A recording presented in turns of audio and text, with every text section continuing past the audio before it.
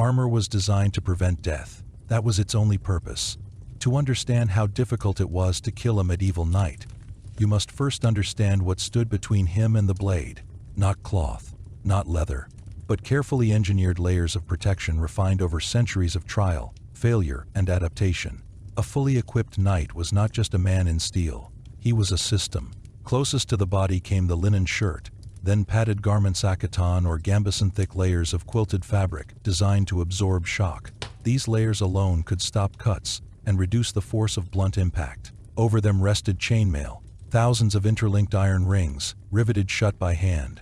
Mail did not stop force, but it distributed it. A sword blow that might sever flesh instead bruised, fractured, exhausted. Plate armor came last.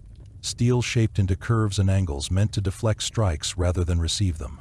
A well-made breastplate turned a sword aside effortlessly. Blades slid, glanced, failed. The armor did not need to be impenetrable. It needed only to deny clean hits. Killing such a man was never simple. Most weapons were ineffective against plate. Swords were not armor-piercing tools. Against steel, they were control instruments used to push, trap, bind, or exhaust. Edges dulled quickly. Strikes wasted energy. The knight inside remained largely unharmed. This reality shaped combat. Battles were not clean duels. They were collisions of mass and fatigue. Knights fell not because they were cut down, but because they were overwhelmed. Breathing inside armor was difficult. Heat built rapidly. Sweat soaked padding. Vision narrowed through slits. Every movement consumed energy. A knight fought the enemy, the environment, and his own body simultaneously. Once exhausted, armor became a prison. A fallen knight was not dead, but he was vulnerable. Getting up in full plate required strength, space, and time. Without them, even the finest armor meant nothing. Immobilization was the first step toward death. Weapons evolved to exploit this. Polearms dominated medieval battlefields not because they were elegant, but because they worked. Spears, bills, halberds, long reach, concentrated force. A thrust into a gap, a hook behind the knee, a blow to the helmet. The goal was never to cut through steel, but to compromise balance. Daggers finished the work. The rondel dagger was designed for murder, not battle. Narrow, rigid, optimized for thrusting into joints, eye slits, armpits, groins, anywhere armor had to allow movement. When knights fell, enemies swarmed. Armor was pried open, helmets forced aside. Death was intimate and deliberate. This is where romantic imagery collapses. Knights were not usually killed in dramatic sword fights. They were pinned, suffocated, stabbed through gaps while helpless. Many died face down in mud, unable to rise, their armor holding them down as much as it once protected them. Blunt force was equally deadly. Maces and warhammers bypassed armor entirely. They did not need to pierce steel. They crushed bones beneath it. A hammer strike to the helmet could concuss or kill without breaking the metal. A blow to the chest could stop the heart. Plate armor spread force but not infinitely. Arrows were a constant threat. Contrary to myth, arrows did not reliably pierce plate at range. But at close distance, with the right angle, and especially against weaker points, they could penetrate. More often they wounded horses, destabilizing cavalry and throwing armored men to the ground. Horses were critical. A knight without his mount lost speed, height, and shock power. Killing the horse was often easier than killing the knight. Once grounded, he became a target. Terrain mattered. Mud, slopes, forests, anything that limited movement turned armor from advantage to liability. Battles avoided unfavorable ground when possible. When they didn't, casualties soared. And yet, despite all this, knights survived at astonishing rates. Why? Because they were valuable. A dead knight meant nothing. A captured knight meant ransom. Nobles were taken alive whenever possible. Battles ended with prisoners, not corpses. Killing a knight was sometimes a mistake. This economic reality changed behavior. Knights fought knowing that surrender was possible. Armor signaled status. Status invited mercy. A peasant lacked both protection and value. He died easily. The knight endured. But mercy vanished in chaos. In roots, ambushes, and massacres, armor offered no guarantee. When discipline collapsed, knights were slaughtered like anyone else. Armor delayed death, it did not prevent it. Sieges were especially lethal. In confined spaces, numbers overwhelmed protection. Falling from walls, crushed by debris, burned, suffocated. Armor could not save you from gravity or fire.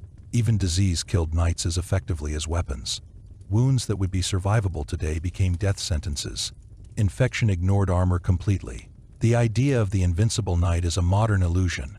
He was resilient, not immortal, difficult to kill, not impossible. To kill a medieval knight required coordination, patience, and exploitation of weakness. It required understanding that steel could not be fought directly. It had to be bypassed, exhausted, or neutralized. And most importantly, it required numbers.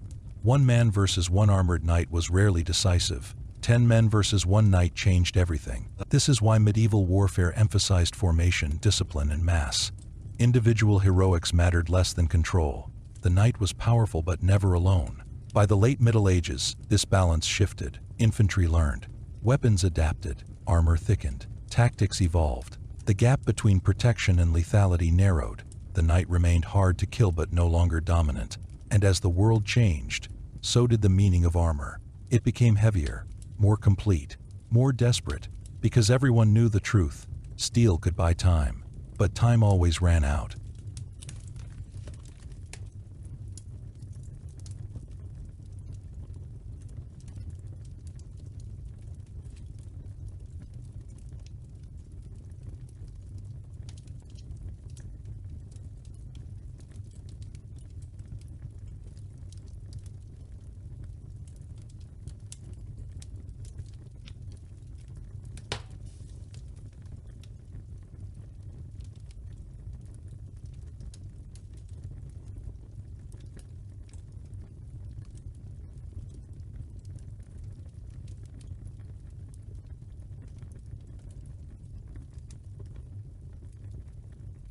Armor alone did not decide survival. Training completed the system. From childhood, knights were conditioned for violence. They learned to fight in armor long before they wore it in war.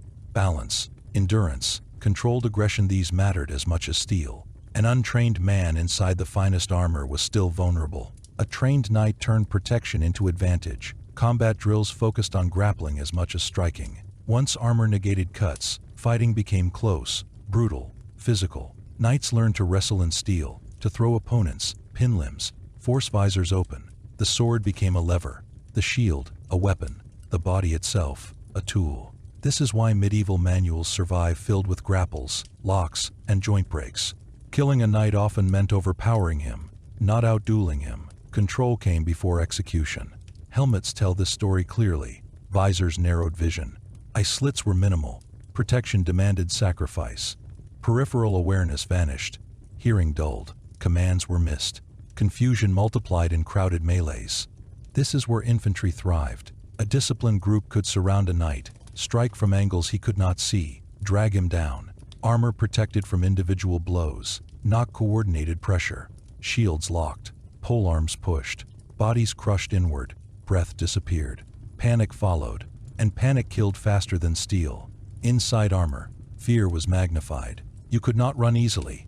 You could not see clearly. When knocked down, every second mattered. Men screamed, stomped, stabbed downward. Helmets rang with impacts. The ground pressed against your chest. Air became scarce. Many knights did not die from wounds.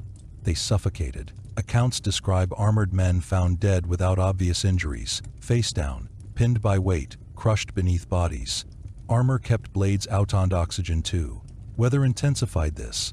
Summer heat turned armor into an oven. Cold stiffened joints. Rain made footing treacherous. Mud swallowed boots. A slip could be fatal. Battlefields were chosen carefully for this reason. High ground favored cavalry. Dry soil preserved movement. But control was never perfect. When knights lost terrain advantage, their survival rate dropped sharply. Weapons designed specifically to counter armor became common. The poleaxe was among the most effective. Shorter than a halberd, balanced for close combat, combining axe blade, hammer, and spike. It could hook, smash, and thrust. It was designed to kill knights. Similarly, warhammers concentrated force onto tiny points. They dented helmets, collapsed joints, shattered hands gripping weapons. Even without penetration, internal injuries were devastating. Crossbows added another layer of threat. Their bolts struck with far more energy than arrows. At close range, against thinner plate or mail, they could punch through. More importantly, they terrorized. Reloading was slow, but accuracy and power were undeniable. This forced changes. Armor thickened, coverage expanded, helmets enclosed fully, mobility decreased. survival demanded trade-offs. As protection increased, so did fatigue. A fully armored knight could fight intensely but not indefinitely. Minutes mattered. After that, strength declined rapidly. Vision blurred. Breathing grew ragged. Reaction slowed. This is when mistakes happened. Opponents learned to wait, holding ground, forcing movement, avoiding direct engagement, letting exhaustion do what blades could not.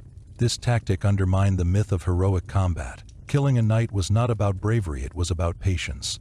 Deny him speed, deny him rest, deny him space, and then close in. Capturing knights alive remained common when order held. Specialized techniques emerged for subduing without killing: binding arms, removing helmets, escorting prisoners off the field. Violence paused when profit appeared. But when discipline failed, when lines broke and pursuit began, armor offered little mercy.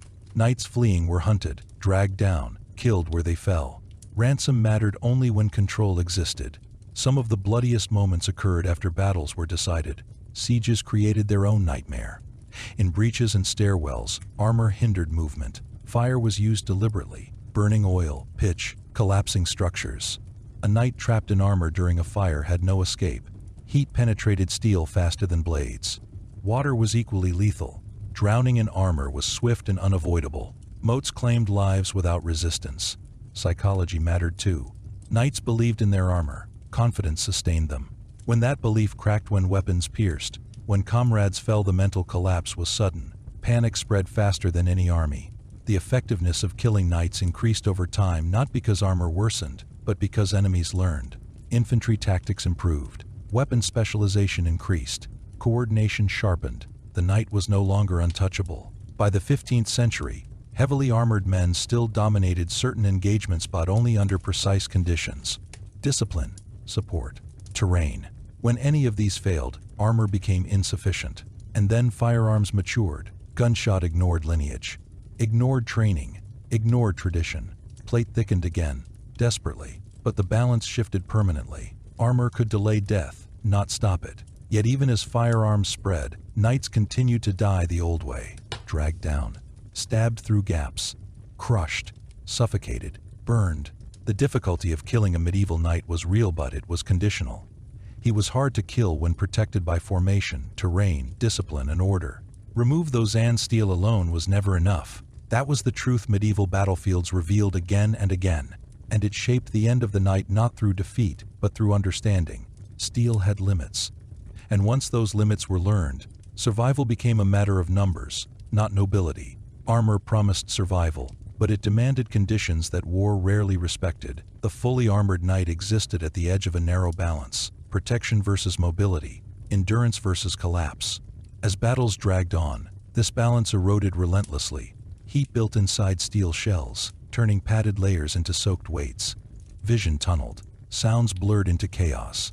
Every breath became labor. The knight was trained for this, conditioned to endure pain and fear longer than most men, but even discipline had limits. When formations broke, when horses fell, when commands vanished into noise, the knight's greatest strength became isolation. Infantry learned not to challenge steel directly, but to exhaust it, surround it, and deny it space. Hands grabbed, weapons hooked, bodies pressed inward. A knight on the ground was no longer a symbol of dominance, but a problem to be solved methodically. Armor plates restricted movement. Getting up required time that no enemy allowed. Daggers searched patiently for joints. Blunt weapons crushed through protection by transferring force into bone and organ. Suffocation came quietly, pinned beneath bodies and weight, steel sealing air away. In these moments, rank meant nothing. Training meant little. What decided survival was coordination, numbers, and whether order still existed. The battlefield did not reward nobility, it punished vulnerability. And this is why, despite their reputation, knights died not in glorious duels, but in exhaustion, confusion, and collapse. Armor delayed death, sometimes long enough for rescue or ransom. But once momentum turned, once control was lost, the outcome became inevitable. Steel could resist weapons. It could not resist time, pressure, and human adaptation.